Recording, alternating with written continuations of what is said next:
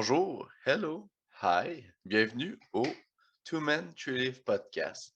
Cette semaine, c'est une semaine spéciale parce qu'on reçoit Bryce Krawczyk. Bryce, c'est un leveur dans l'ouest du Canada. Si vous ne connaissez pas Bryce, c'est parce que vous vivez en dessous d'une roche puis il n'y a pas de Wi-Fi. Puis vous parlez à personne. Parce que Bryce, c'est un des leveurs les plus populaires sur les réseaux sociaux. Écoutez, juste ces chiffres parlent. C'est un gars qui a squatté puis qui a deadlifté au-dessus de 400 kilos. Il a été autant raw qu'équipé sur la plateforme internationale. Il vient récemment de compétitionner à l'international au World en tant que classique. Écoutez, je ne sais pas quoi vous dire. Si vous ne le connaissez pas, vous avez un problème. Je sais pas, c'est autant la façon la plus nette, précise que je peux vous partager qui il est. Il met beaucoup d'informations sur YouTube. Il aime partager sa passion. C'est un gars qui est quand même assez transparent de son passé. Puis il aime ça partager ce que l'exercice physique, le powerlifting, il a amené de bénéfique dans sa vie. C'est un gars aussi qui aime diverses affaires. C'est un tripeux de musique, un tripeux de café, une petite tendance et bière de micro. Fait qu'on apprend à jaser. Ben, premièrement, on essaye de jaser parce que, tu sais, veux pas, on a tout été école en anglais, mais une conversation, en plus, enregistrée comme ça, c'est un autre défi. Fait qu'on a jasé avec une couple d'affaires, on a eu du fun, mais avant d'embarquer dans ce fun-là avec vous, cette semaine, on est encore en janvier, 15 de janvier. Si tu n'as pas fait le move encore, Titan-Canada, on est là pour toi, pour t'aider à t'équiper. Tu sais, oui, les gyms sont fermés, mais beaucoup de monde s'entraîne encore chez eux. Ben, c'est le temps de. Tu sais, puis des fois, c'est parce que tu manques de motivation, il manque de quoi dans ton entraînement, tu aimerais ça remettre du piquant. Ben, des fois, juste acheter une autre paire de knee sleeves, ça fait du fun, ça fait du différent, tu te gâtes, c'est du nouveau.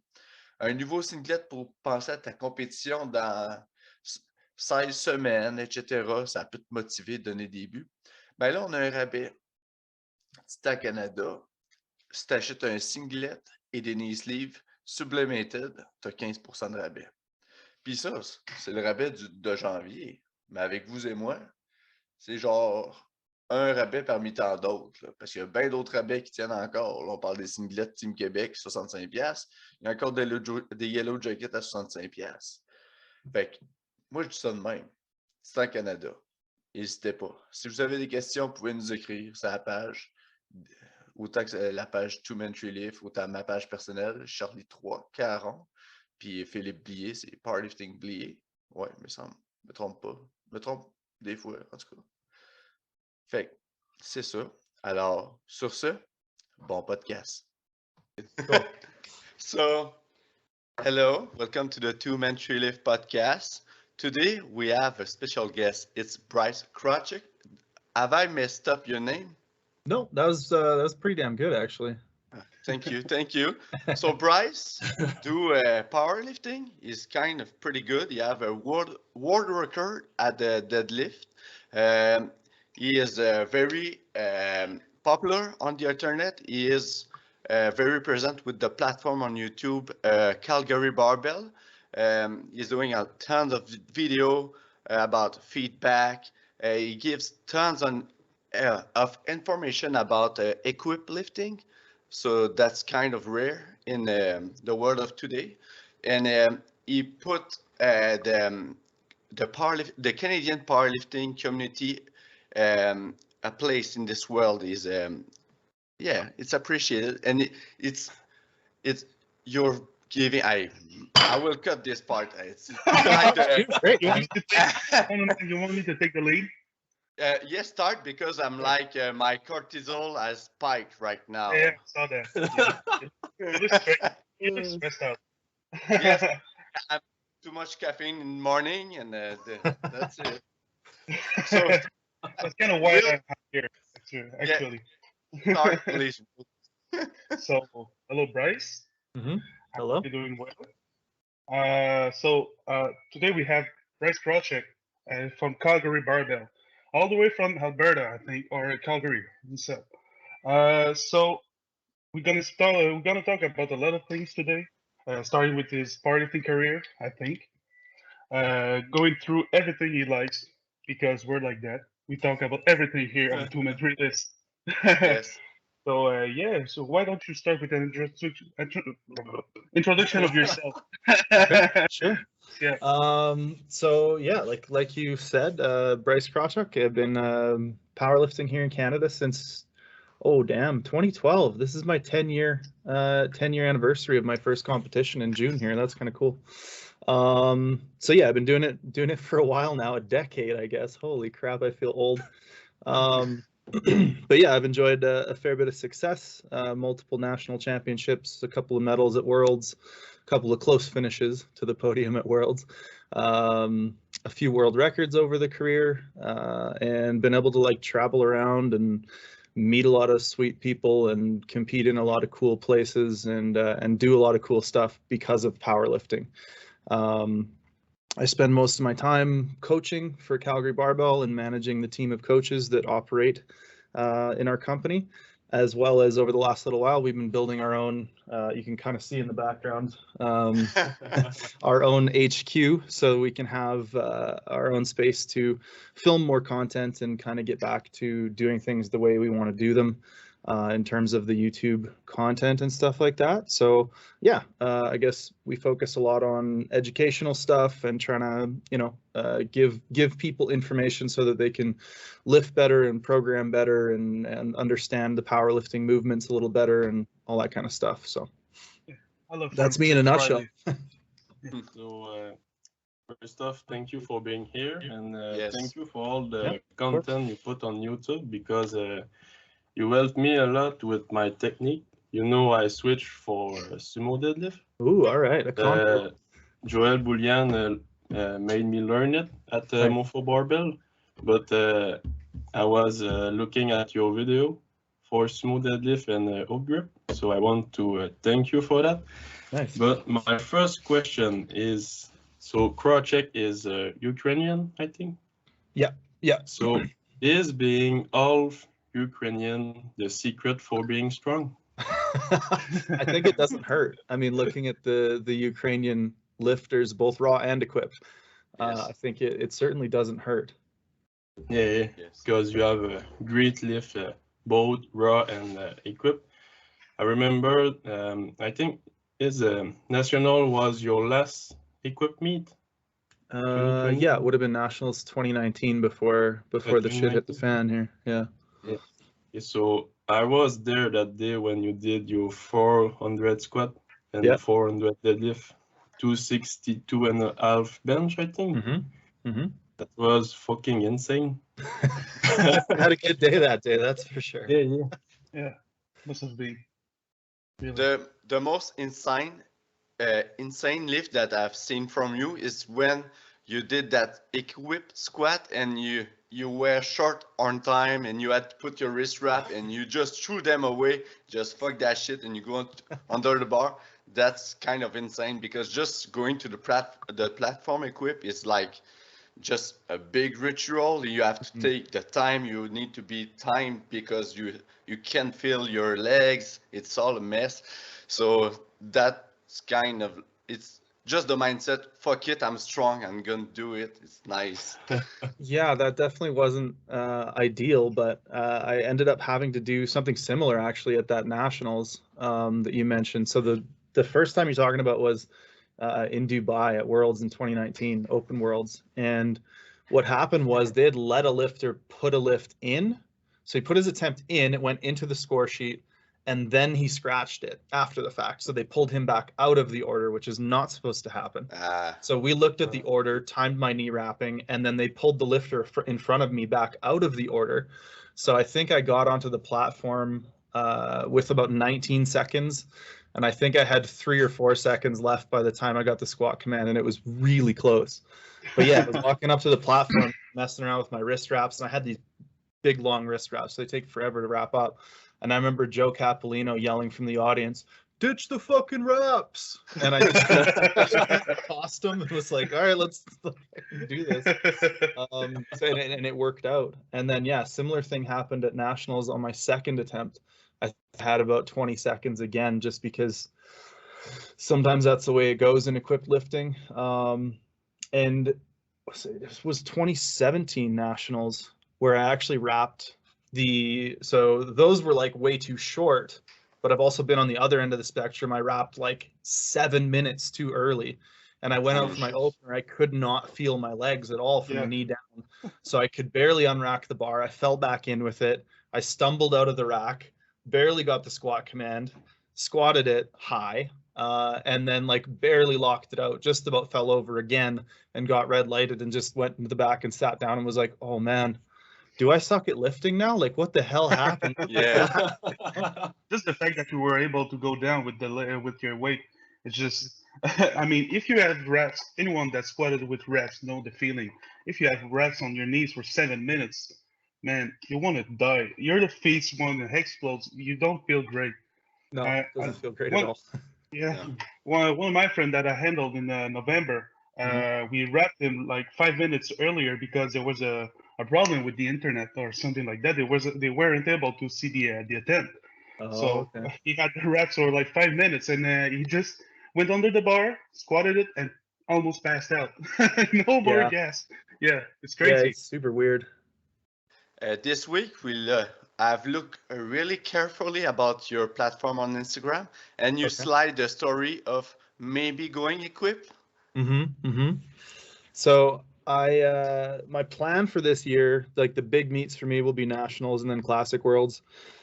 But SBD this year decided they've been really good to me, and they said, you know, if you want to do 2 international meets this year, we'll help you out with travel and accommodations and some of that kind of stuff. So I was like, oh damn, okay. So I looked at the schedule, and Commonwealth is going to be in New Zealand this year, and even just to go to New Zealand and you know, like be able to check it out and have that opportunity to travel, you know, everything, hopefully if everything goes well. And I was thinking, you know, it's been a long time since I've been in equipment, and that's going to be kind of a one-off meet. So maybe I'll start training equipped after Worlds and see what I can do and throw the stuff back on. And you know, I've always said, since I sort of transitioned to doing more raw training, I've always said I'm not done with equipped. I haven't walked away from it. I haven't retired or anything like that. I just, when it comes to lifting, I just kind of want to do what I enjoy. And if that's classic, I'm going to do classic. If that's equipped, I'm going to do equipped. And it's just like, that's how I keep my interest and my, I hate this word, but motivation to like keep going, is just by switching it up however I need to, so I enjoy it. You know what I mean? Keeps it fresh, having those to bounce back and forth from. So yeah, as it sits right now, the plan is to get back into equipment after Classic Worlds, and I don't know, to see what I can do. Who knows? That would be great to see, for sure. Yes. And maybe multiply. I listened to the podcast with Anthony. Yes, I forgot his last name, but the guy from West Side. Yeah. Multiply look insane. Just wearing a squat suit is kind of the feeling, like if you're not constantly in the suit, you lost like the ability. So I can't imagine like putting more layers on this and being so wide. It's I've had a few conversations with Anthony. Actually, we keep up relatively regularly and chat about music and whatever. He's opening a gym, so I like him. We had that initial conversation on the podcast, and since then we've kind of been homies. And yeah, I mean, at some point I'd love to go out and visit his facility, and I bet if that happens, he'll probably get me into some multiply stuff, which I think would be fun to mess around in. And just, I don't know that I'd ever train for a multiply meet, because I just like, we're not going to put a monolift in here. And I don't know about walking out multiply squats. It just doesn't seem like the thing to do. So we'll see. Sure. But I would definitely get into it for a day and mess around and kind of see how it feels, see how it goes. But yeah, I think it'd be kind of cool. Yeah, go ahead, Charlie. I can't imagine a bench shirt. Just the touch in single ply with a tight shirt is kind of crazy. more layers on this, I don't know. I will lose my head. There's something that gonna go off. I don't know. I think like from people that I've talked to about the differences between like single ply and multiply, the way I've had it explained to me is that single ply is a lot like sharper, right? Like it kind of cuts you up, it rubs you raw a little bit more, whereas multiply is more pressure. So it's not quite the same like skin tearing kind of sensation, but it's more pressure, more like somebody sitting on you, you know what I mean? So Crushed. neither of those sound like a lot of fun for anybody listening that hasn't done equipped lifting. I probably just did it a disservice, but hey, you lift a lot more weight, so that part of it's a lot of fun. I don't know if you know it, but Charlie, I've done his first equip meet at Provincial this year, and this fucker trains alone. He okay. bench I know alone, that life. do everything alone is his garage. So he's a fucking crazy man. But the gear is not like tight really. I'm a 93 and my super cent is a 46. Oh, okay. So, yeah. I have. It's not like when I went to the platform, I was walking like if I was in sleeve, and my knee wrap are titanium, and I did like 7 revolutions. So I'm really embracing the beginner vibe with the gear, because when I first started equipped, I bought 42 and it was a mess, and I was like in the kind of mentality that Mike T was like, I need to put more weight and maybe I will have depth. And I lift 2 months after starting equip lifting. I lift 340 squat, but it was high. I was like parallel. It was way too high, but I was like, what I need to do to have depth, it's not close to what I need to do on the platform. So I was kind of scaring myself, because I was not imagining myself lifting 850. So I was like 700 must be correct for a squat. So I was scared, but I started with another coach and looser gear, and now I have something correct, but I will build that confidence to go to national and do something even better. That's awesome, man. It's scary, like just the squat. Like people are stressed in the classic division just about the depth. Me, it's like infernal. In my head, I'm kind of an anxious guy, so the depth with the gear, I wear my sleeve really high, and I want to hit that spot, and I don't want to stay there very longer, because I don't want them to see where I am. Really, it's like just want to snap the depth and pull up. I think with equip lifting, that's just kind of something you have to embrace, right? Like equip depth is equip depth, and especially in training, like it's always just there. Unless you look at some of the Europeans who somehow managed to squat like that far below parallel in a suit that's 4 sizes too tight. But I mean, that's some other shit. But yeah, I've always kind of, looked at my training footage and been like, it's like, it's a too light decision one way or the other. And that's usually kind of how it works out. So there's definitely a part of that that's sort of innate to equipped squatting, I think.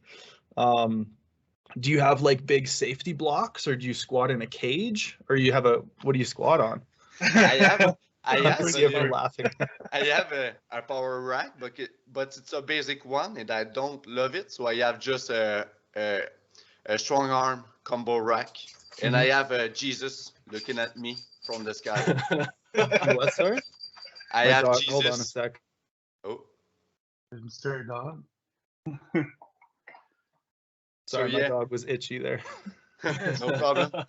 So yeah, I just use a combo rack from a strong arm, and I have Jesus looking at me from the sky. Gotcha. Jesus spot. Jesus spot, yeah. That's the squat or die situation, right? A lot of people back that strategy. Yeah, but like I'm very careful about what I'm doing. And it's kind of crazy, particularly with the bench, because when I went to provincial, like when I train, I take the bar myself, and I have no one giving me the end off.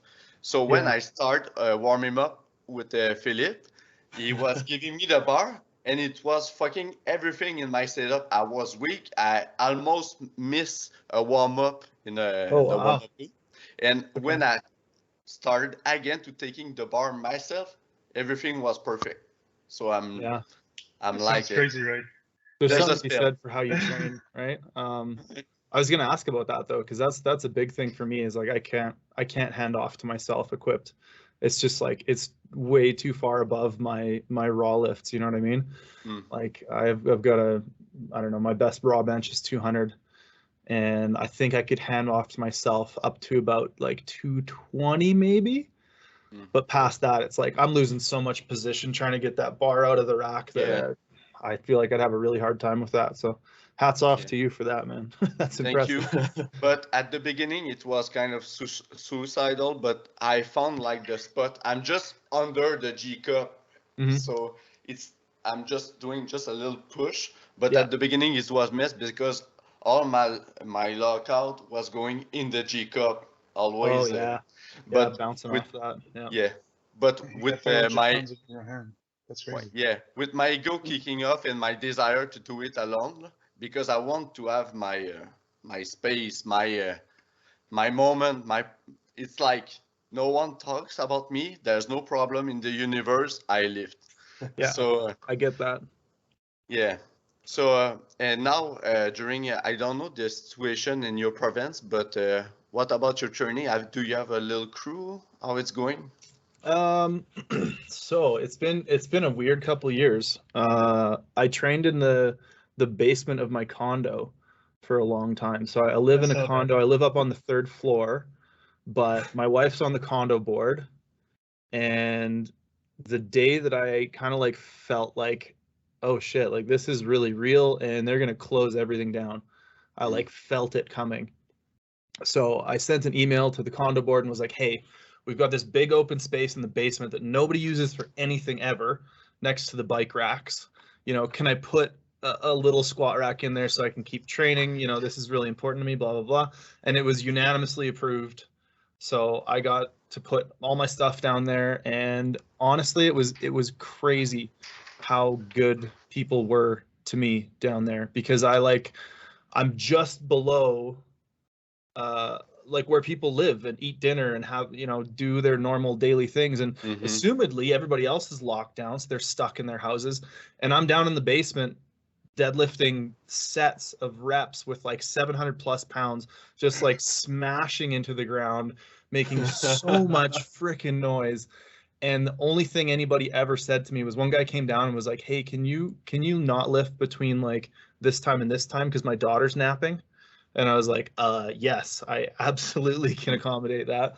And then a couple other times people were like, what, is there construction going on down here or what? And then they realized what it was and they were like, oh, that's really cool, dude, keep it up. And I was like, oh, okay. So yeah, for 2 years, on and off anyways, I went back to the gym because we've been open and closed and open and closed, and I'm sure you guys know what it's like. But yeah, so when we open up, I would go into the Strength Edge, which was the gym that Calgary Barbell sort of formed in and operated out of for a long time. And then over the last little while, we've been building this place. So we've been operational here for, I guess, about a month. So regardless of closures and stuff, like this isn't a public gym, so I can come in and train and have all my equipment and all my stuff and all my space, and you know, it's our own little haven, kind of regardless of what happens out there, which is really nice to have. So will people be able to come in and train with you, for example? Yeah, for sure. So like once everything's calmed down and you know, travel's happening again, it's not like we're gonna not let people come and train.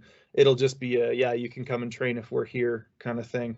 But we won't be like making people keys or doing a key fob thing, at least for now, for the time being. There's a wall separating our half of the bay from the other half of the bay, and who knows what'll happen in the future. Maybe we knock that wall down and make a real gym, but we'll see. We'll see. That's a long ways ahead still. Yeah, For That's sure.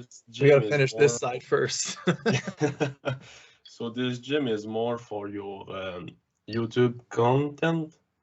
You've told me about that. Yeah. The plan is to have this basically as a studio, right? So so we're kind of like thinking about each space in the gym as a set, like you would on a like a movie set or something, right? Because we want to be able to have a bunch of different unique ways and places to film. Dylan spent like 8 hours yesterday putting up sound panels to kill the echo.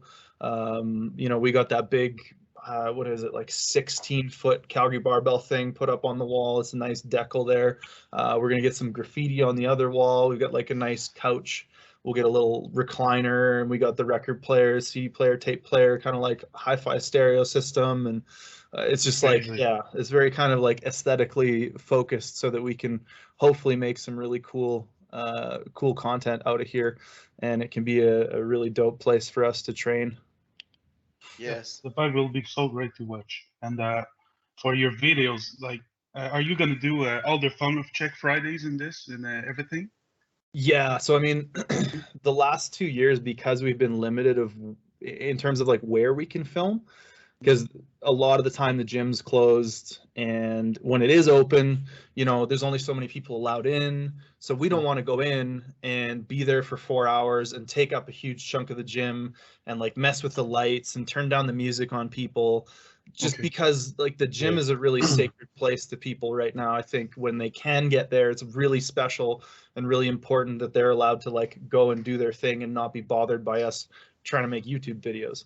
Like, we don't want to be those guys. So that was the whole reason behind this place, was so that we could kind of get out of the way at the other gym, because it kind of changed. Like, a lot of the membership changed. A lot of people got home gyms. A lot of new members joined the gym. So it just kind of didn't feel the same going in and being like, hey, we're going to be filming here for 4 hours. Yeah. Whereas previously, you know, there were less members. We knew them a lot better. It was a little bit more of an unspoken thing that we would come in and do that. But yeah, we definitely don't want to like interfere with other people's ability to go in and like get what they need out of the gym. Because like I said, I think it's really, really important for people, especially now when it's restricted access. And, you know, a lot of people have like time slots at their gym, so they can only be there for a certain amount of time. And yeah, it's dicey. So we're just trying to get out of the way and build something of our own, which we're really excited about too. Yeah. And yeah, Already starting to look great. yes. It's already starting to look great. It's getting there. It's a mess right now because Dylan like moved all the equipment around to get the scaffold around to put up the sound panels. So there's just shit everywhere. It looks like a bomb went off. But Yeah. it's getting Can't wait to see the new place, to be honest, when it's finished, because the last place was looking really great with the like the lighting and stuff. So I can't wait. Yeah, I think it's going to be really special. Yeah, and what you were talking about is real, like the vibe when you try to do a video and everybody around try to turn up for like their big squat of the weight, etc. And I was listening to a video of Scott Mendelson this week. He was talking about with a person how to be like the tiredest human being on the planet Earth when he bench, and there was people training in the background, and you can see Scott like looking at them like very angry, like 20 times during the video. Yeah. So we just don't want to be that, and we think that people who are using the gym for lifting should have priority. You know what I mean? Yeah. Talking about Form Check Friday, people can send you their video by email. Yeah. So I watched some of them, and sometimes the angle is really hard to figure out. I don't know how you do it, but man, you see everything every time. I'm like, God damn it, I did not see that. So do sometime you just don't take some video, or? Oh yeah, for sure. Yeah. Yeah. We basically like we open up the inbox. we kind of like, it's like, okay, the next video we need is a squat. So we search squat, we scroll through. You know, if we grab a video and it isn't a good video, then we're just not going to do it, because we get so many submissions for that stuff, you know, like thousands and thousands of emails. And we want to help as many people as we can, but, you know, if we can't see what's going on, or if it's like, you know, just like, if I can't apply any of my knowledge or like make some sort of comment that's relevant and going to be educational, then I don't really think it's worth, you know, featuring that video. But for the most part, people send in good videos, and, you know, like you said, I can usually pick out stuff even when it's maybe not the best angle, because like a lot of it is the same stuff. Like there's probably 15 errors in the squat that I pick out, and almost every time a squat comes up, it's like one of those things or a combination of those things. So yeah, but I was gonna say, for the last like 2 years, because everything's been so, you know, open and closed again, we've pretty much only done Form Check Fridays. And if you look back before that, we used to do a lot of other like nutrition content and training tips and programming videos. And we're both, like Dylan and I are both really, really itching to get back to that stuff, because all we've done for 2 years is Form Check Fridays. And Form Check Friday is great and all, but holy shit, am I ready to do something different and a little bit more involved. You know, we want to do a big video on like pain science and injury and how to come back from running into those kinds of snags that, you know, every lifter ever runs into. Start doing some like tips and trick videos and some training vlogs and all that kind of stuff, because that stuff is just like, I don't know, it's fun in a bit of a different way. So there's something I like about the Form Check Fridays. Like you said, you want to do, like, you like doing it, but you can't wait to do something else. I can see that in your intros, like Dylan is like doing the video, and you're doing the intros at the same time. You can see it on his computer. I love this. It's so great. Like, it's a great. It gives you styles to the video, and sometimes, like, I used to work at my home during the summer, and I was watching, well, more like listening to your videos in the background. And when most people do this, because like we like to have for me, and just talking for me right now, we like to have I like to have like something in the background at all times. Oh, I get that for sure. Yeah. So just like look at your videos. Sometimes I'm like, damn, I'm missing out on so much stuff. Yeah, I mean, it's limited what Dylan can do, but he's pretty incredible with trying to come up with, you know, unique and novel ways to present even the same information over and over. One of the things that I've found kind of most fun lately has been coming up with the thumbnails for those videos.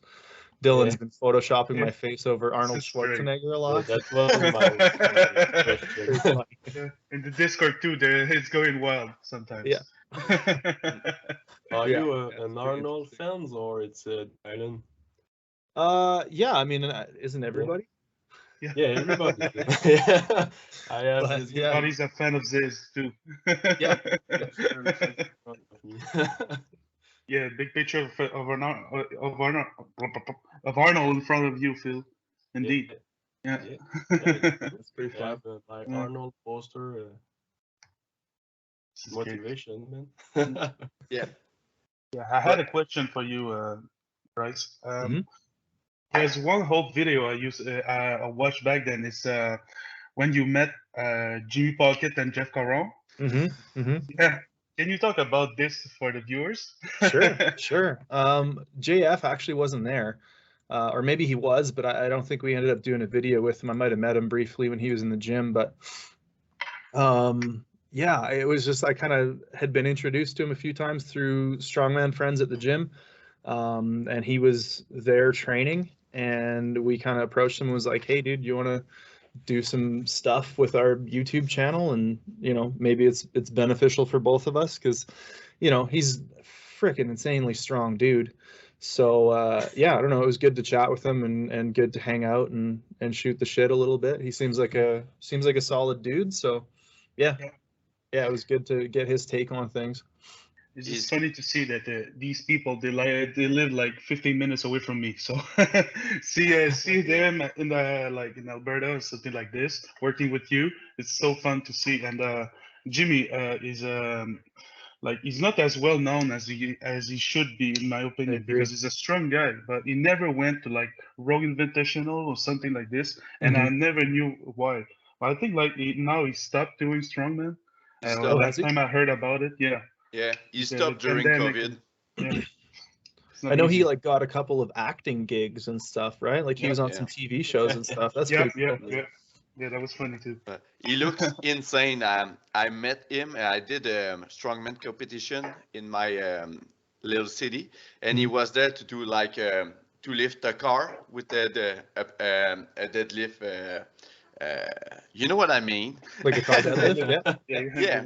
And he was like shirtless, and I never seen someone so strong being so lean at the same time. Yeah. You had the abs popping out, like, okay. yeah, it's definitely jacked, that's for sure. I saw him deadlift like 840 pounds live in a powerlifting meet. It was great. Yeah, crazy strong. I think he's one of like, is it 3 people who have pulled 900 in Canada? Yeah, it's him, JF, and I think there might be one other guy. I think Maxime Boudreau's coming in. Yeah, he's strong. Yeah, strong They're guy all too. French guys. What the hell? Yeah, French power, I guess. Like JF Caron was from Bas-Saint-Laurent, the region where Philippe and I is from. Yeah. And he started strongman because he was lifting a bag of like grains for the cows in Nice. At this place where he was working.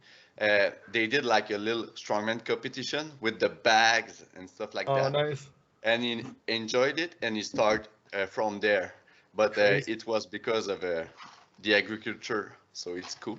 Crazy. And he's probably one of the most, like, he's got to be the most successful Canadian strongman that we've had, hey? Yeah. He's been, at the World's Strongest Man finals, I don't know how many years running now. Yeah. But and had some pretty good finishes, I think, too. So Yeah. I'd say awesome. he's like next to Louis Cyr. I don't know if you know Louis Cyr. Yeah. Mm-hmm. In terms of greatness, and he's getting like at near 40 years old and still like thriving and getting better and better every year through injuries and stuff. So it's crazy to see. It's a great motivation for anybody. Yeah, it gives an old guy like me hope, And how old are you right now? 30 something? 21. Oh shit! I'll be 35 in October. Oh, still young.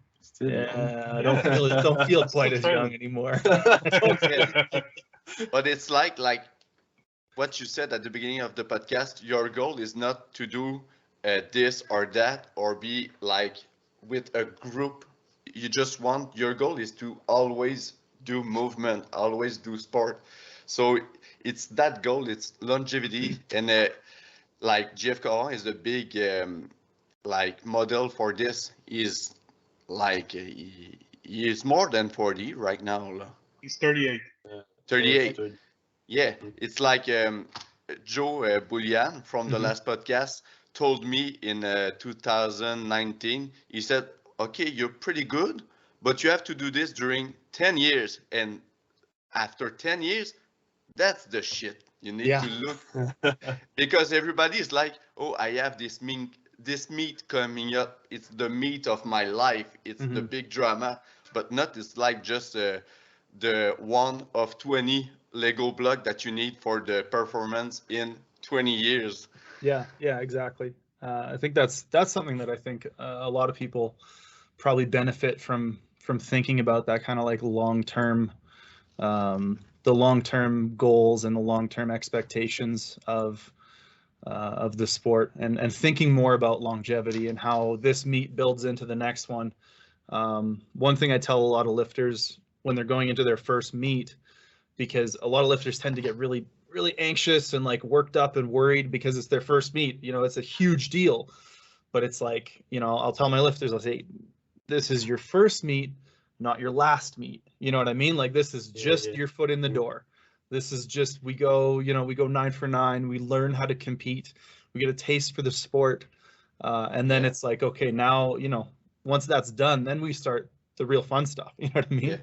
Yeah. Me and Philippe talked about it a couple of times, but it's like me, I'm from a football background.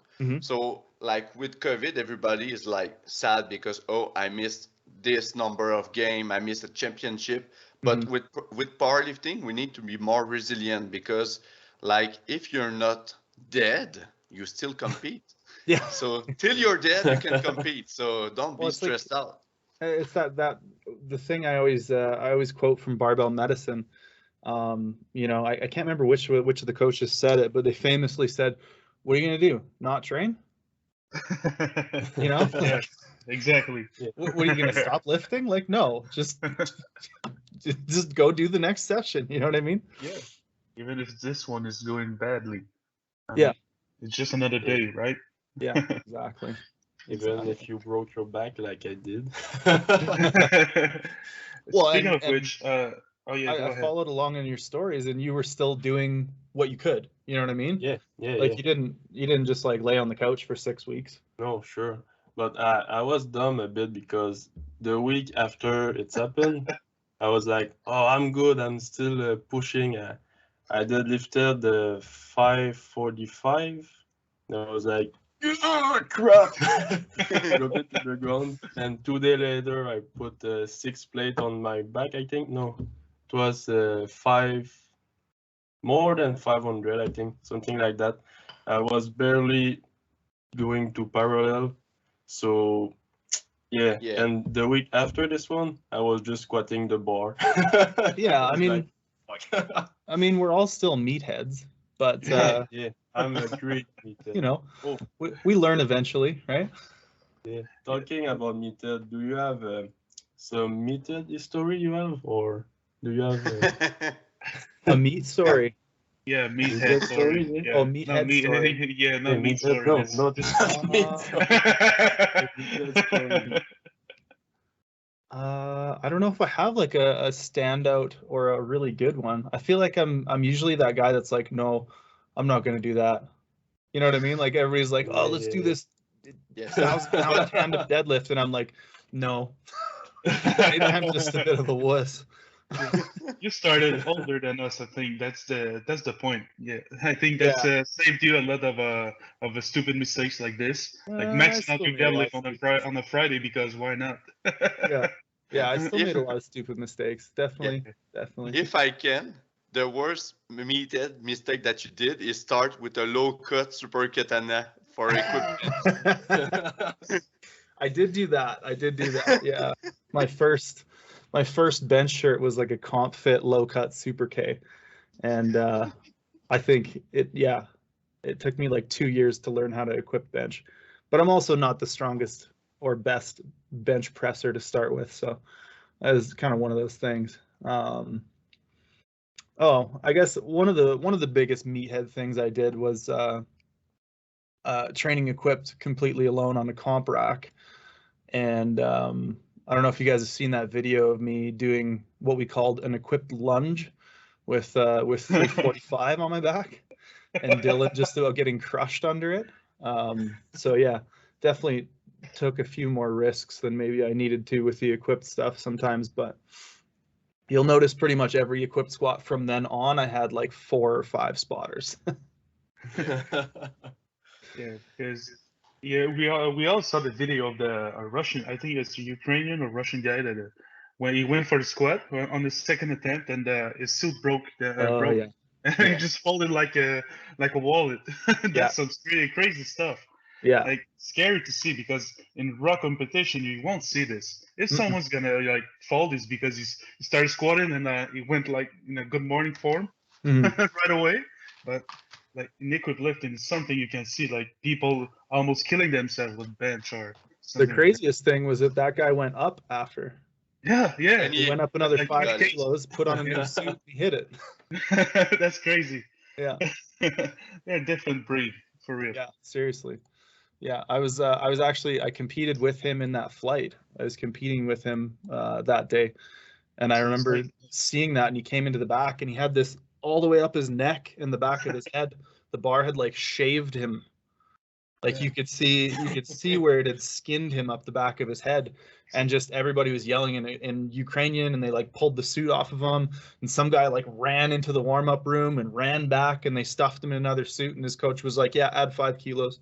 And I was just like, holy shit. That's crazy. Yeah. So I wanted to talk about with you about this. I saw that you had a hip injury right now, dealing with a hip injury. How is it going so far? So my hip has been a problem for me since 2015. So it's been like 7 years. And it's just one of those things that I went through every kind of imaging, like I got dye injected MRI on my back and my hip. I had x-rays, I had sport med doctors look at it. I went to chiropractors, I went to physiotherapists. I had friggin' like traditional Chinese medicine acupuncture. I had massage. I've done the gamut to try to figure it out. And nobody ever was able to give me any kind of diagnosis of what was going on, why the pain happened. So basically what I've had to do is every time it gets bad, it usually affects my squat and my deadlift. And that was the initial reason why I switched from conventional to sumo, was when I pulled sumo, I had zero pain. Whereas when I pulled conventional, I was in pain. So it made sense to switch. And then very quickly, my sumo was way stronger than my conventional anyways. So, but basically when it happens, I just have to dial the weight back and squat light enough that it doesn't hurt for a couple of weeks, and then start slowly building it up.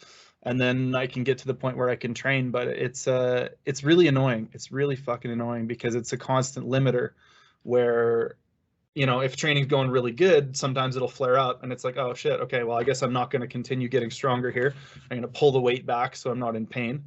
And if training's going really bad, then it's like, well, okay, now I can, you know, I'm squatting 200 kilos in this session. But you know, it's one of those things that I think is tied to a lot of different factors. So when we were building HQ, it was insanely stressful.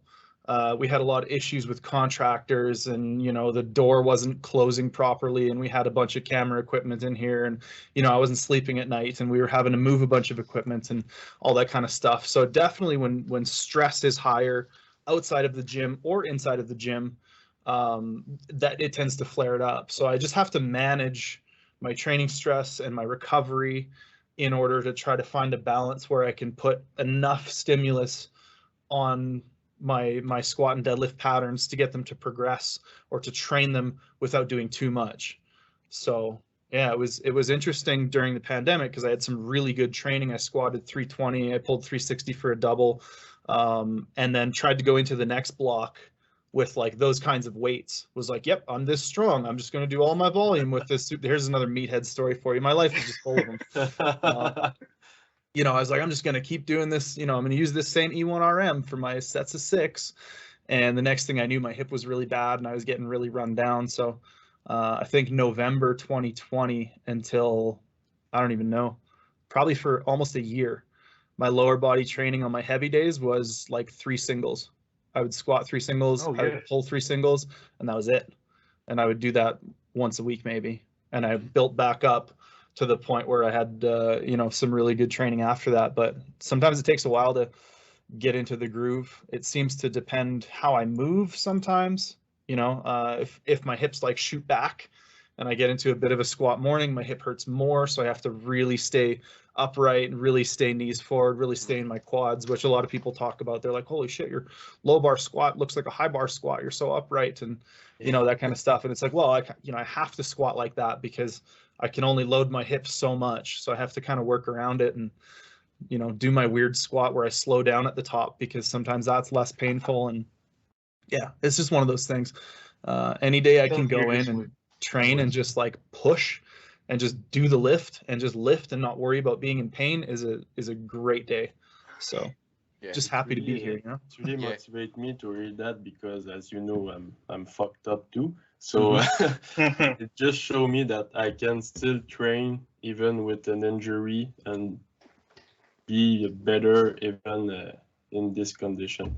So it's just another thing to manage. It's another thing to have to react to and to track with your training, and you're trying to figure out, you know, how much is too much to the point where this is acting up, and then you pull back and, you know, try to find that sweet spot, and then it changes, right? I used to be able to do so much volume and so much frequency, and now, you know, I went through a phase of needing to do very, very little, and now I'm back to the point where I'm kind of in the middle of those two.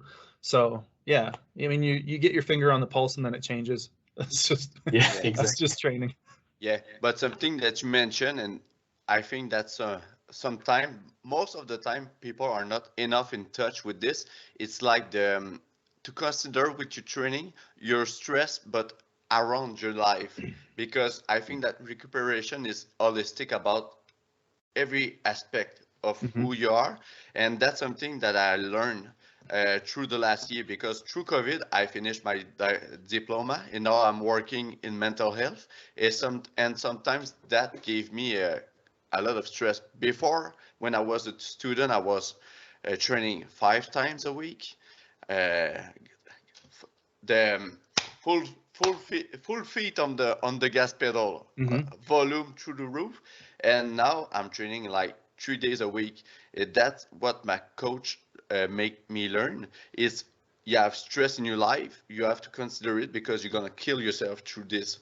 So now I'm resilient, and 3 days a week is like the shit. I have progress, but there's the idea that 3 days is nothing. It's not elite. It's not 5-6 days a week like some elite lifter can do, but it's my formula.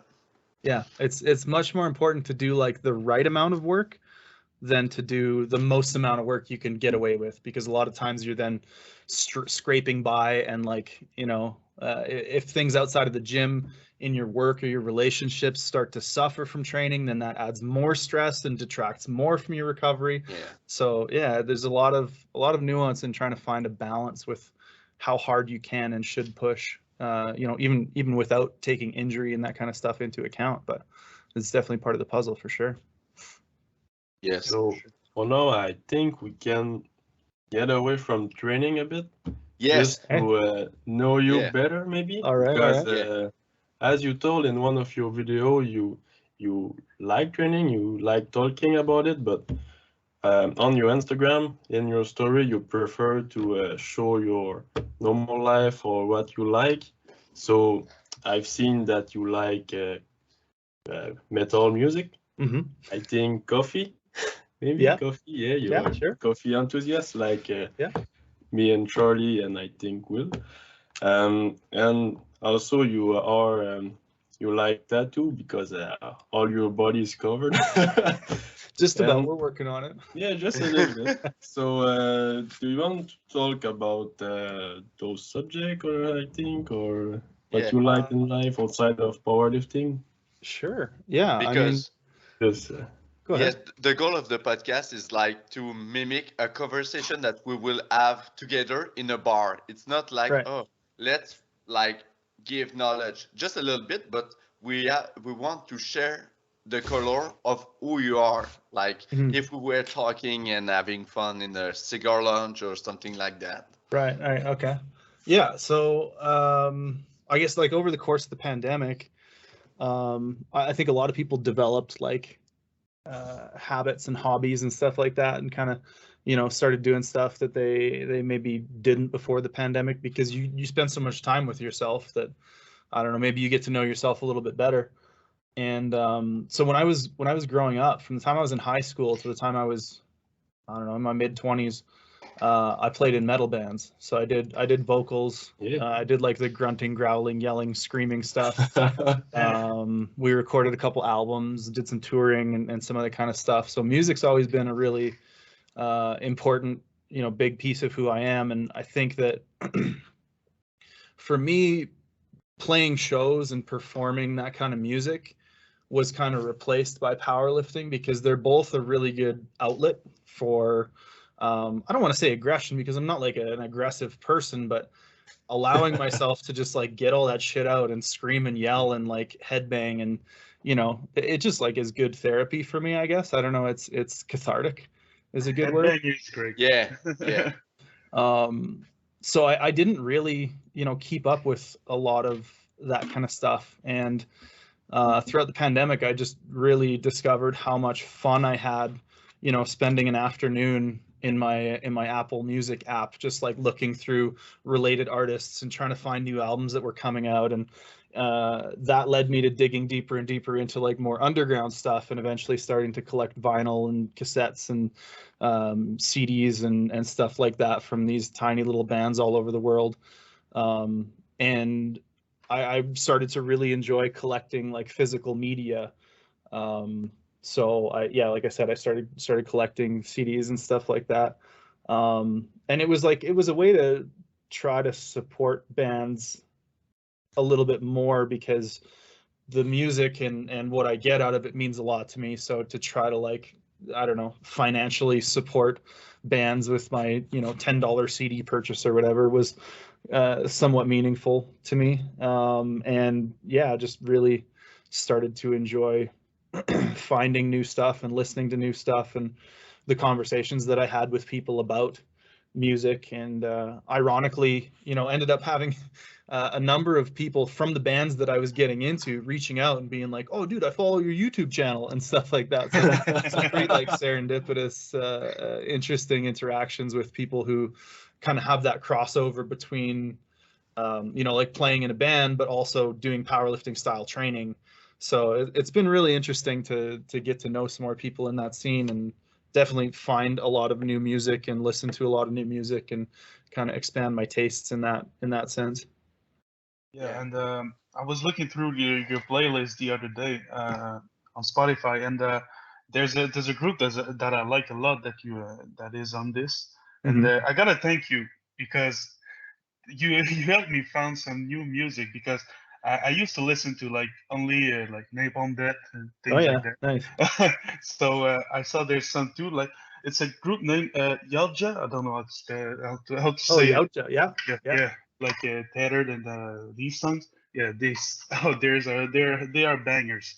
Yeah, they're really good.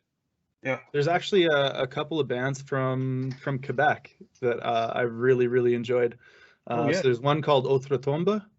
Okay. I don't know if I'm pronouncing that right, but yeah. and I think Spectral Wound is also from Quebec. Okay. But there's some pretty cool, like Autre Tombe is a like old school death metal revival kind of band, and Spectral Wound is a really dope black metal act. But yeah, I've been digging them and coming across a lot of good music from your guys' province, actually. So that's pretty cool. Yeah, the scene used to be a prolific. I don't know if I'm saying this right. In the 90s, and there's a lot of great group coming that are still touring across the world right now. Yeah. There's I feel bad, because there's a big group that is doing like speed metal that are from Saguenay. Oh, really? Okay. Yeah. Well, I don't remember the name, but it's Vol. Oh, anyways, I'm just gonna find it and tell it later. And Void. Oh, Voivod is from Saguenay. Yeah. It's No way. Jean-Pierre. That's crazy. Okay. Yeah, that's crazy. And things like that. Yeah. Yeah, we have Céline Dion. who I also love, by the way. If you go back to when I was mentioning I had some really good training during the pandemic. I squatted that 320. I pulled 360 for a double, and right around that same time I benched 200. And I made a big point of like leading up to it for weeks. I was like, I'm gonna hit this bench PR and my heart will go on. I'm gonna hit this bench PR, and that song is gonna be playing. And sure as shit, I benched 200 kilos to "My Heart Will Go On" by Celine Dion. So that was my crowning achievement for my bench press. You should look up Jeanette Renaud. She's like her mentor. Okay, nice. This will be great. Seeing you like deadlift 800 pounds on some Jeanette Renault would make my life so much better. All right. I'll write that name down here. Hold on. All right. So, this could be great. Yeah, I got a question for you. Again, I want to talk about the. I just want to pull you back in training for a second. I want to talk about your hat because it's so great what you did for the community, putting on some great coaching advice on this, and also some great programs. And it's actually really cheap to subscribe to it.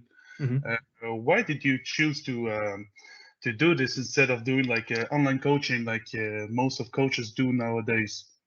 So I online coach quite a bit, as well as the other coaches at Calgary Barbell do. We do, one-on-one coaching, like most powerlifting coaches.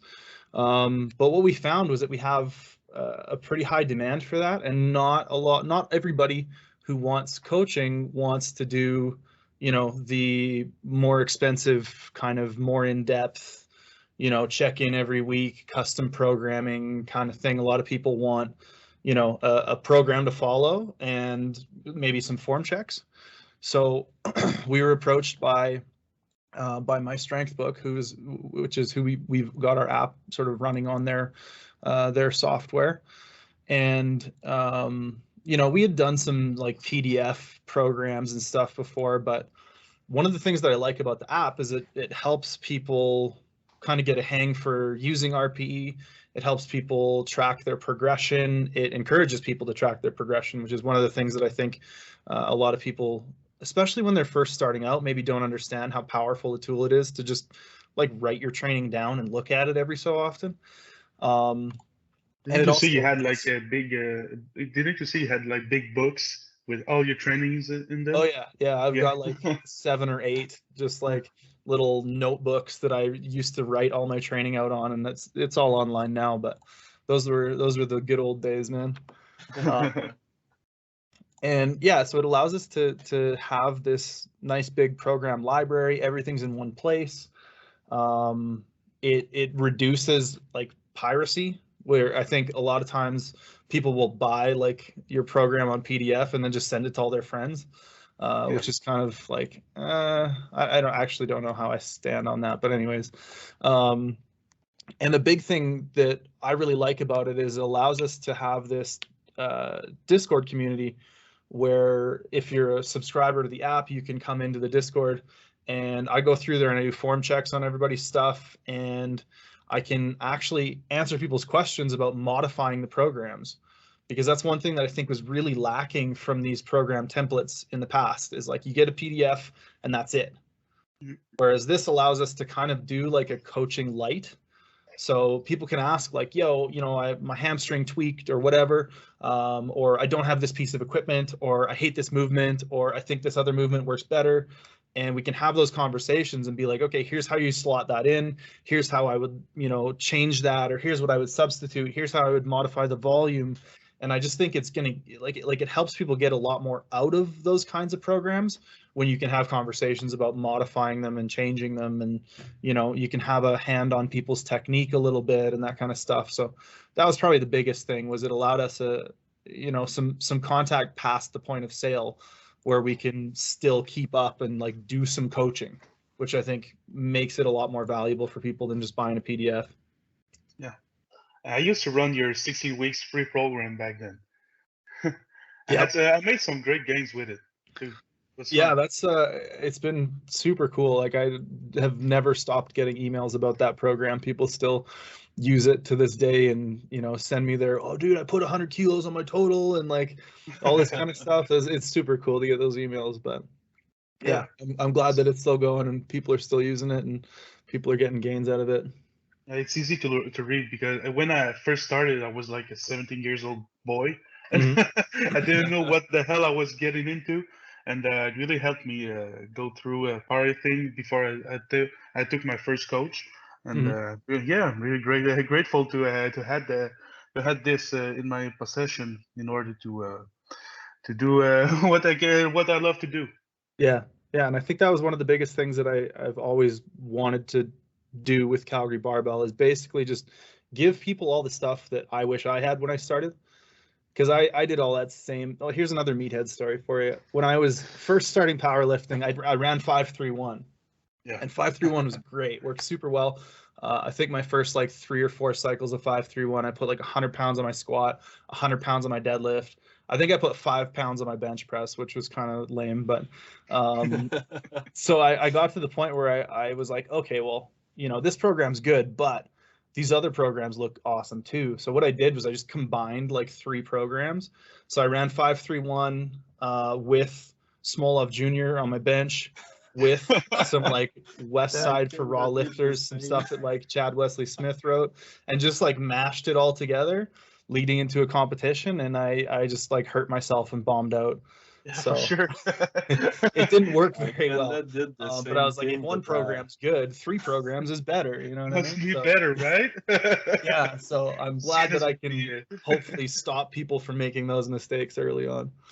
When You I can see was this go through the window, right? Yeah.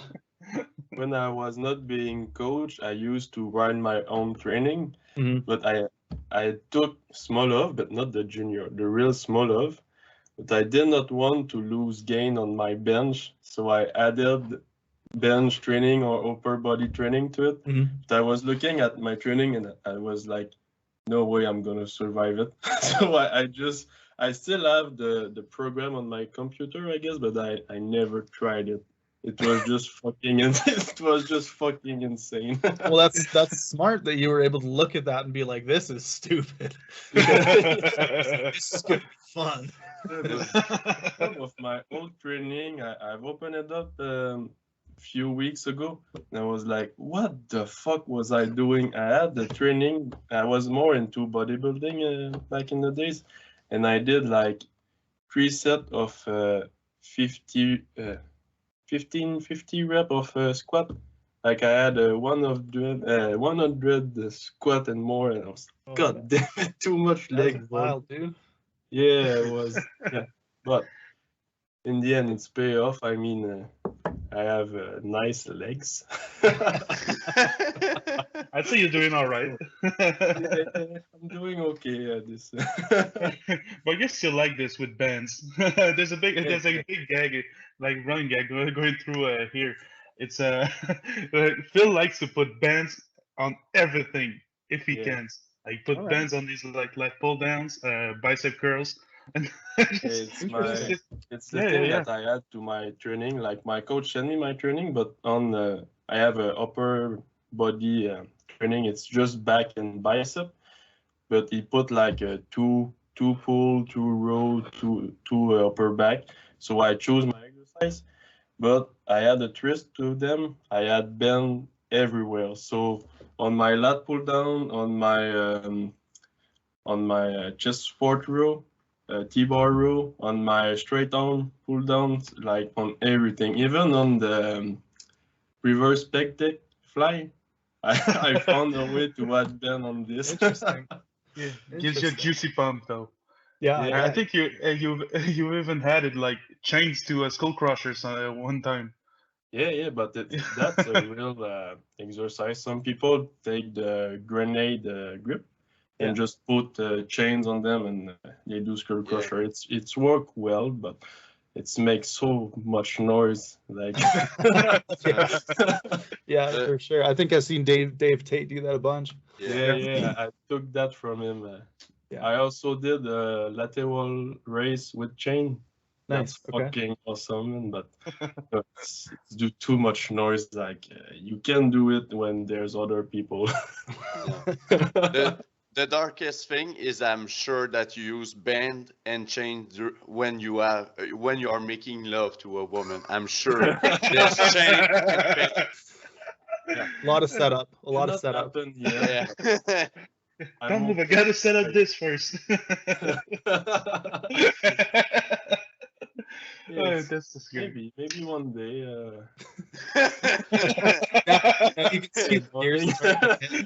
He's Forget right about it. now. I will give you a band shirt, but you have to wear nothing else, just a band shirt. This is great. Look good only with the knee wraps, a slingshot, and I will put the chains on my neck and get on you. Oh, dang. Conjugate. Conjugate metal in the bed. Yes, some notes. Yeah, boy. I think you're a big beer enthusiast, right? A beer enthusiast. I am, yes. Yes, I very much like drinking beer. Yeah. I think we feel a big drinkers when we're in off season. Fair. Like your go-to beer.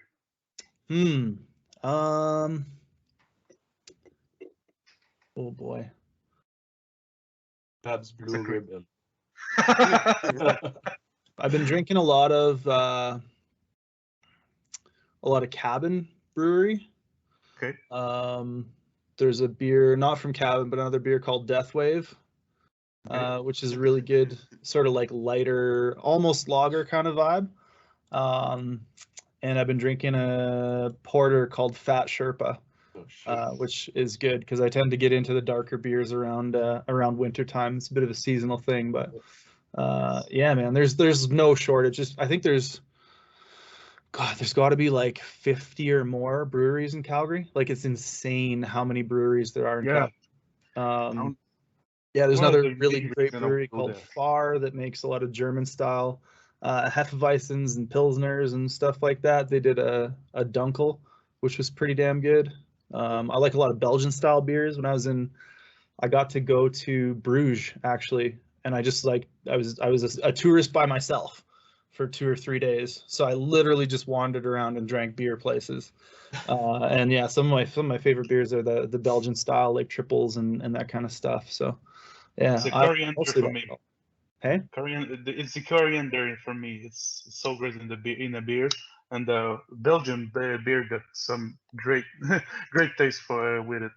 And yeah, I can agree more. And you were talking about like stout and things like that in winter. It really heats the heart. When it's minus 30 outside, you pour a big stout at 10.1%. Yeah. It doesn't take time and you're heated. Yeah, they hit the spot, man. They hit the spot. You got to have them at the right temperature, though, I find, for darker beers. Yep. Like I got a special cupboard I put them in because it's like that spot in the house for whatever reason is like just cold enough but not fridge cold, and then that's the best way to drink those darker beers, I think. Have you ever tried some crafted beer from Quebec? I'm sure I have. I don't know if I could name any off the top of my head though. Because here in Quebec we have like you said, you have like 50 plus crafted places. Here it's this too. I got one left for like 5 minutes away from me, and I like to go there too. And maybe I can bring you some stuff if I see you at Nationals. Okay, all right. I'm not going to say no to that. Yeah, bring you a little gift. All right. You like stouts, I can hook you up with something, man. You can pack some beers in your suitcase and hope they survive the trip, or what? Of course I will. Nice, I used to work in a brewery before. Oh, really? As a cook. So yeah, that was my closing was yeah. I was testing all the beer I can. So from now on, I'm an alcoholic, as you say. in the first lockdown, I was not paying for gym and for coaching because everything was closed. So all my money from there was go into crafting beer. Nice. So every day I was testing a new one. So I drink hard times, man. Hard times. Yeah. Those times were nice. Yeah. Other than beer, we talk that I bet that you love coffee pretty much. Yeah. What are the methods that you are using? I don't remember, maybe it's a V60 or Chemex that you are using? I bounce back and forth between the two. I think I like the Chemex a little bit better, but I think we ran out of Chemex papers for it, and we have a ton of V60 filters, so we just been rocking the V60 lately for coffee. Okay. Just said some rocket science things. I didn't understand one word of what you just said. Like the Just for fancy real. hipster ways to make coffee. Yeah, Okay, like the third wave V60 things and all. Yeah, the V60 is just like this. It's like a cone that you put the paper, and you have to put like a bécher under it, or like your cup of coffee. And the Chemex is more like the traditional, good-looking. Yeah, it's like Like an there's a hourglass cone. shape almost. Yeah. Yeah, but it's like one big piece, and you can do more coffee, more serving at one time. Oh, okay, yeah, okay. I didn't understand that properly. Okay. And the Yeah. papers, like Yeah. the papers are, there's more layers of paper in the Chemex, so I find it gets a little bit cleaner, a little bit less like gritty, a little bit smoother than the V60, where I think the V60 is a little bit like, I don't want to say dirtier because doesn't have a good connotation, but it's like there's a little bit more, I don't know, substance or texture to it when the V60. Yeah, dust, coffee dust, Yeah. kind. Yeah. Yeah, it's like you have the French press, the V60, and the Quebec over. Yeah. Yeah. That's something that I dive a lot during COVID. I start to listen to the video. It's a Hoffman, I think the last name. James Hoffman, the barista championship winner guy. Yeah. Yeah, I went through all his video, and like I love the fact that he is very detailed, and he is precise in what he's doing. And I love the fact that you have to do an activity that require that you stop everything around, just to put like all your attention through a process. It's because in life we are running all the time. We have like 5 tasks to kill at the same time. So when I do my coffee, it's like I just like you put your timer, you put like your balance, you calculate your thing like a mad scientist, and you listen. It's kind of ridiculous. Maybe it's me, but just listening to the coffee water dripping, and you're like, good morning, buddy. I think it's really nice to have like a kind of morning ritual like that to, I don't know, like ease into the day or kind of start the day in a certain way. So yeah, I would totally agree with that for sure. And for the coffee beans, what are your flavor that you love? I've been through a few different ones. So I actually, Appleton Coffee. You got your sponsor, right? Yeah. They sponsor some of Calgary Barbell's content, and they send us a lot of beans. So we actually had some signature roasts with them when we did our first apparel launch. We had 2 different signature roasts with them. I think my favorite that I've had from them was like an Ethiopian Harar, I think was the origin. And that was really good. I don't know if I'm enough of a coffee snob to give you like the tasting notes or anything like that, but yeah, that was my favorite blend that I've had from them. And right now I think they still have some of the it's called the Crab Shark blend, and that's what I'm drinking these days. That's nice. Yeah. I'm at the same level than you. Online? Huh? Can we shop some of these beans online? Like yeah, absolutely. I think if you go to appletoncoffee.com, and we even have a discount code there. So if you use code CrabShark with a K, I think like 10% off your beans there. So there you go. Shameless plug. It's okay. What's the origin of Crab Shark? So it's just people messing up my last name. Okay. Yeah. So my last name is Krawczyk or Krawczyk, and a lot of people will call me Crab Shark or Prawn Truck or any combination of words that kind of sound like my last name. So Crab Shark became a thing because I think it was Mark Morris called me that for the first time, but yeah, it just kind of stuck, and we leaned into it pretty hard with some of our merch designs and stuff like that. So yeah, I first heard about how to spell your name with the guy from King of the Lifts. Okay, yeah. Because otherwise I was like Bryce Krawczyk. Yeah. Just like Jessica Bittner. I just learned like last week that you got to say Bittner and not like Wetner. Yeah, I probably messed that up for way more years than I should have, having competed with Jessica and known her like decently well for a long time. I think it was only like a year or two ago that I was like, oh, it's Okay. been there. Okay, whoops. Like I work, one of my colleague have her last name as like an English connotation, Mhm. and I work with her during 3 months, and we have big meeting, etc., serious meeting, and we always like it's Orman, but we were saying Orman, like with a French connotation. So and we had to present ourselves to an orgasm with orgasm. Orgasm. Oh my God!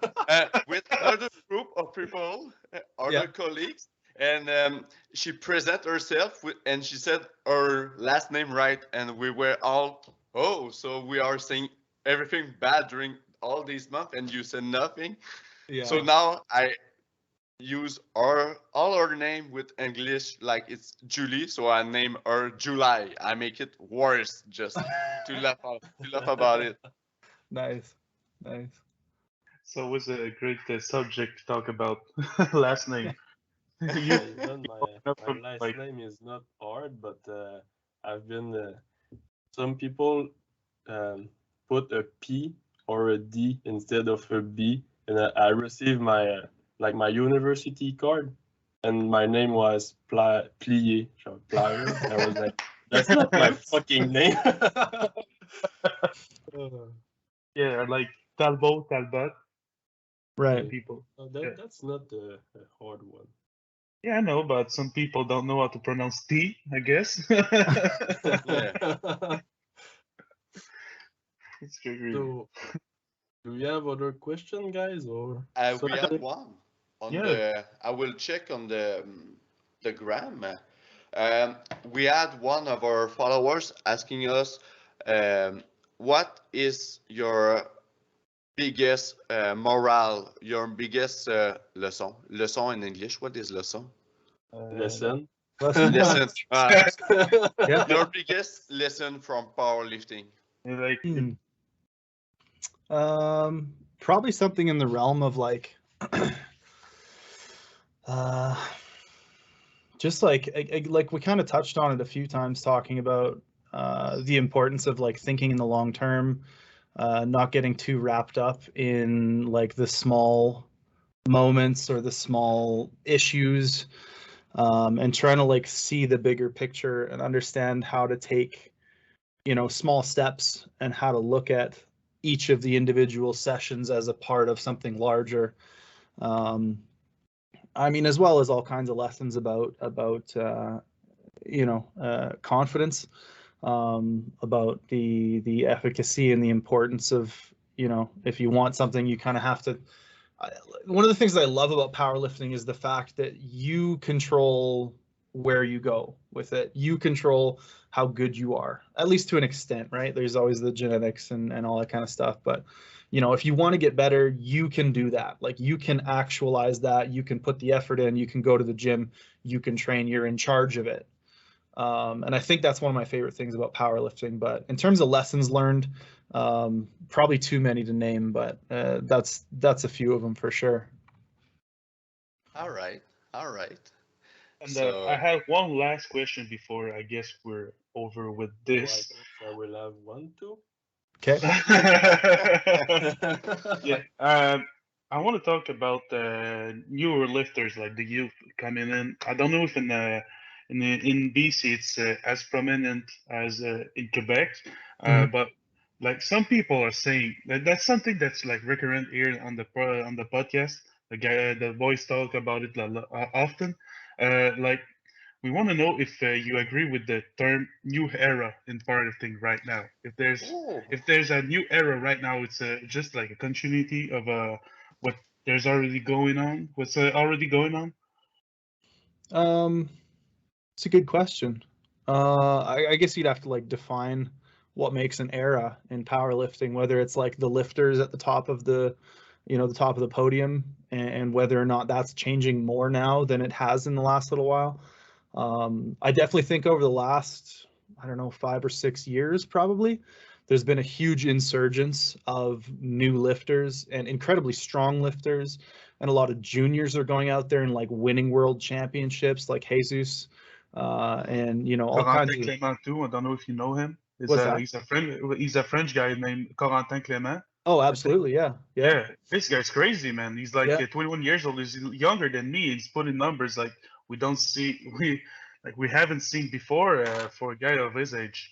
Yeah. So I don't know if it's like a new era or anything that hasn't happened before, because I feel like powerlifting does this a lot. You know, it kind of reinvents itself as a result of, you know, new lifters doing new things and you know, kind of replacing the old guard, and you know, people who were shoe-ins for a long time to win their categories are being dethroned, and that kind of stuff. So I mean, I'm just waiting until I don't win a nationals one year. You know what I mean? Like it's gonna happen at some point. Somebody's gonna come along and beat me at nationals, and I don't know. Well, I don't know how I'm going to feel about that, but I can only imagine that at some point, like it's bound to happen. So it's just one of those things that I think is more natural progression, and maybe a continued evolution of the sport than it is like a very like separated kind of new era of lifting. But I think social media is hugely, you know, a reason why so many people are getting into it, and why we're seeing about and hearing about all these new lifters as they come up and they're doing, you know, absolutely crazy stuff. So it's cool. I think it's great. You know, I want to see the sport grow. Guys like Weeze or anybody from like Team Joey Flex, these guys are like like my age and pulling some great numbers. That's crazy. Mm-hmm. Yeah. And yeah, Phil, you had a question, I think. Yeah. So you did a documentary on Calgary Barbell about you, the powerlifter. It's wrap up your life and all. But at the end, you have two quotes that I really like. The first one is, "Everyone has his own 400 kg." And the one I want you to talk about is talking about powerlifting. It's not just about lifting weights. This one, I want you to explain what powerlifting is for you beside lifting weights. It's a good question. I think it begins to kind of encompass a lifestyle, and it begins to be something that is maybe an analogy for living life and for doing a lot of the things that you do, and for coming up against struggle and finding ways to, you know, keep heading on the same path regardless of being, you know, set back or even derailed at times. So yeah, I think it begins to be like an analogy or an allegory for like the rest of your life, and how you handle yourself and how you understand conflict and struggle. So I mean, it's kind of interesting because I think it's really like a double-edged sword, saying that it's not just about lifting weights, because I think there's definitely another end of the spectrum where it becomes too serious and it becomes too much of a thing, and at that point you're like, it's just lifting weights. You know what I mean? Yeah, exactly. It is just lifting weights, but at the same time it's not just lifting weights, which is, I mean, obviously doesn't really make any sense to say that, but I think you guys get where I'm coming from with that, you know? Yeah, it's hard to explain, really. Yeah, I think people shouldn't take themselves too seriously within the sport. At the end of the day, you know, we're there to like have fun and compete, and it's a sport, and it's definitely a lifestyle, and it means a lot. But I do think there's more to life. I just think powerlifting is a great part of it. Yeah, and just the powerlifting community is very nice. Like, you could have just said, "No, I will not be on your podcast," but you said, or just not answer at all. Fuck off, man. I don't know you, man. I don't want to talk to you. Guys from Quebec, and no, the community is really nice. So that's a thing that I found in powerlifting. I mean, people have the same goal as you. I mean, being strong. So all my friends right now have the same lifetime, I can say. Lifestyle. Like Lifestyle. I still have my old friend that I used to drink a lot of beer with, but now I'm more in the powerlifting community, if I can say. Yeah, we are all like hermits alone in our house, in our gym, and we have to do like 2 hours in the highway to see each other. Yeah. Yeah. Yeah. But I love your answer, Bryce, because it's like powerlifting is just like a part of our life. Yes, we have to be serious if you want to have the best result ever, but it doesn't like give you like it's not a hierarchy, and it's not because you are in on top of the world that you have to act like it. And that's what I love from the interview today. I think that's something that the the community have to learn from, is that sometimes people get over it, and it's like they are putting apart like the segment that it's about the community. So they might look sometimes like disrespectful, not like being careful about their interaction and acting like with their ego. So it's important, like you are connected to this. I think it's I have something to say in French, but I can't process it in English. It's so frustrating. That's fair. That's fair. Yeah, Say but it, I love the try vibe. to I help love you. the grounded vibe, because life, it's not lifting weights. It's something that you love, that you think, that you feel like the valorization from it. It keeps you alive. It's fun. You have social, and you have to take care from it, but it doesn't define you as a human being. You still have to be a good person, to have respect. And if you do a sport, that's something you learn from sport. So yeah, being a good human, being a good lifter, it's not automatically making you a better human. So being all around this, I hate the fact that I'm like struggling with my English this morning. No, I totally understand what you're saying. Hey! I get it. I get it. I Yeah, do have I to. I found- got to get going here, boys. I got a meeting right away here, Yeah, so I hate to cut you off, but No No problem. problem. No, You understand. want to plug something before going? Sure. Yeah. I mean, if Oh, sure, anybody yeah. wants to learn or hear or see more of me, you can head to calgarybarbell.com. I'm Bryce_CBB on Instagram, and yeah, we're Calgary Barbell on Instagram or on YouTube as well. And hopefully, we'll be having a lot more cool stuff posted on there over the next little while. Thank you, Bryce. Awesome. It's been a Thank you, pleasure. guys. Cool. Good Thank you guys very much for having me. It was a pleasure chatting with you guys. Yeah, see you at Nationals. Same. Absolutely. Yeah, Take care. Take it easy, guys. Bye. Bye. Yes.